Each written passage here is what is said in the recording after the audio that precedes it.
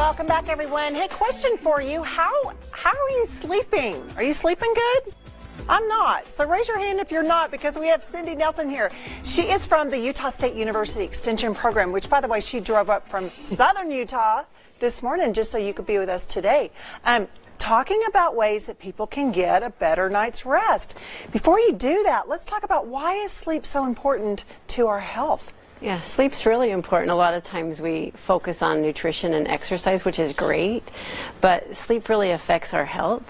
It can affect our concentration, our memory, our productivity.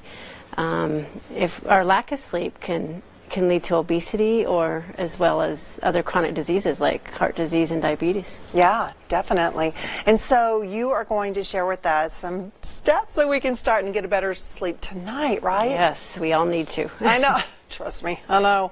Okay, so what do you have up there? All right, so the first one is that we need to stick to a sleep schedule. So the important thing about that is that we need to go to bed and get up at the same time every single day, even on weekends or holidays or our days off. Don't say that. I know, because we like to sleep in, right? Okay. But consistency really helps us. Just like when you have a child, right? We need to carry that on as an adult. All right, so pay attention to what we eat and drink. Is that before bed or is that before bed? Okay. Yeah, before bed. We don't want to go to bed hungry. And we don't want to go to bed too over full. We actually talked about this week. Buddha was actually doing a segment about if you're hungry before you go to bed, right, have a little something. Right, and be careful of like nicotine and caffeine. Yeah, they're stimulants. Yeah, and they really can cause havoc with our sleep. Okay, so what about the ritual we need to do? Oh, what is that person doing?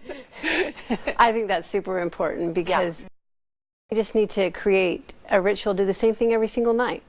As we start to get ready for bed, if we brush our teeth or whatever we do the same thing every night. It tells our body that it's time to wind down and to get ready to bed for sleep. And then a lot of the research tells us that media or screen time can interfere with that. I was just going to ask you, so if you're checking your phone before you go to bed, that can interfere with sleep? Yes. Wow, there's a lot of us that are going to have to break that habit. Get comfortable. Yeah, so we really need to create a comfortable spot for sleeping.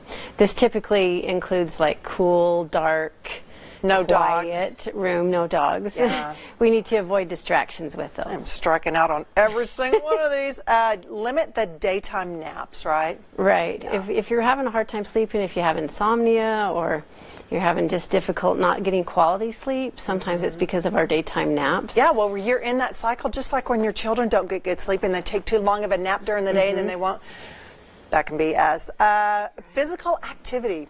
Yeah, we should include that every day. It helps our body wind down and get tired. We tend to fall asleep faster, get better quality sleep if we include that physical activity. Now, I hate this last one because it's just not that easy. Manage stress.